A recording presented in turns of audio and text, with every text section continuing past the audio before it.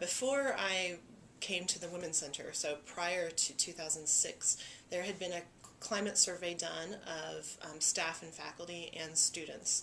The staff and faculty rated who identify as LGBT, rated SMU with a C plus, I believe, and the students who identify LGBT rated it a B minus.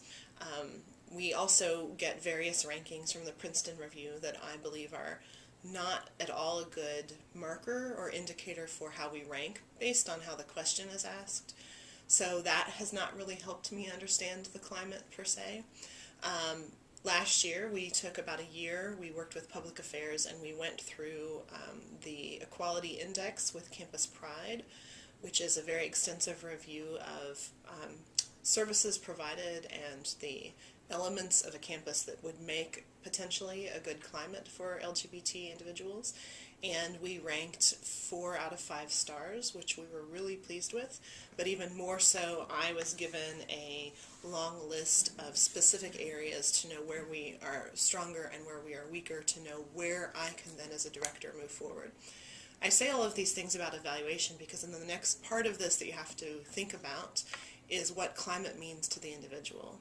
So if you ask the LGBT identifying student who's involved in Spectrum and goes out with their friends and has a wonderful time, what is the climate of SMU? They will probably say, it's awesome, I've never been to a better place.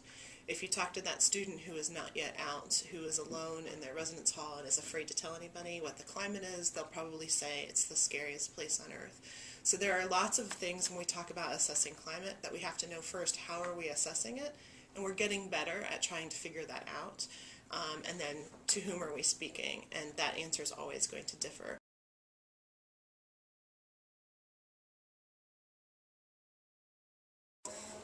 I think it's ultimately very important. I think we're lucky to have a campus that's fairly opening, but we can always push further, and there's a lot of room to improve.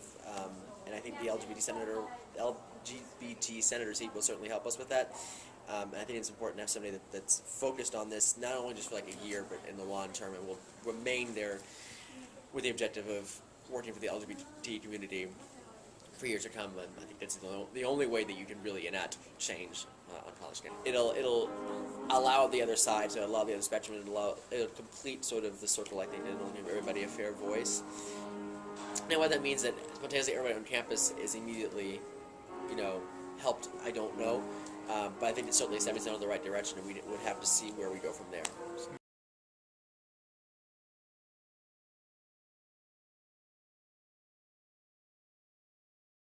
I don't think there's a lot of sufficient representation of the LGBT community, especially in Senate. Here on campus, it's one of those things, it's like SMU has this reputation of being ultra-conservative and being just real snooty and snobby. And once you get on campus and you start interacting with some of the people and see some of the organizations, you see that they can be a lot more welcoming and a lot more accepting, or at least some of them. And I think that Senate should represent that, because they are a representation of some of the ethics and the, I guess, overall framework of the student body. And it's not just enough just to be here and have people, or having the students be aware of an LGBT community. It's important to have sort of, like, having a Senate seat kind of legitimizes the presence of the community here on campus.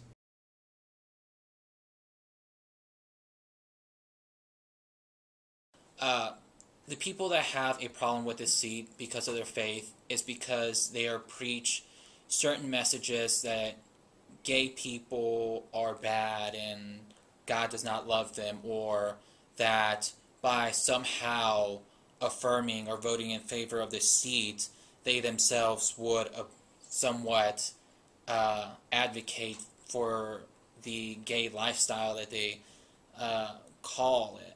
But I would say to them that they should not necessarily not pay attention or just get rid of their faith, but to understand that there are differing views and there are differing faiths and differing doctrines, that they shouldn't impose their own faith on other people.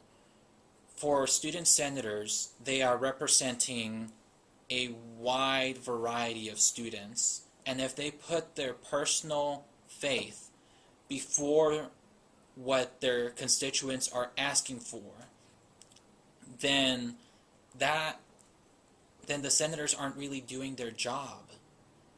Of course, there are some constituents that are going to say vote against the legislation for whatever reason that may be. But I ask the senators to put the constituents' interests and their needs first before their faith, because regardless, God preaches a message of love, of, being a family, because I, as a Christian, I would still vote in favor of this legislation because I still believe in that fundamental principle that I am my brother's keeper and my sister's keeper, and that with this legislation I give an avenue to those in the LGBT community to have someone that they feel comfortable with to talk about the issues that are so closely connected to their gender identity or sexual orientation that otherwise they wouldn't feel comfortable talking to everyone else.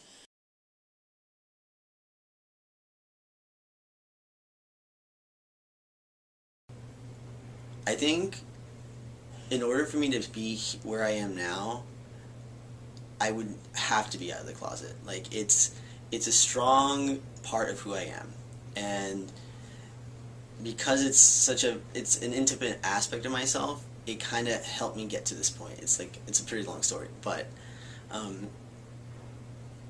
the idea of being closeted to me is in itself just putting myself in this very precarious and very paranoid, anxious state, and not being able to fully express myself would really inhibit me from doing the stuff that I want to do.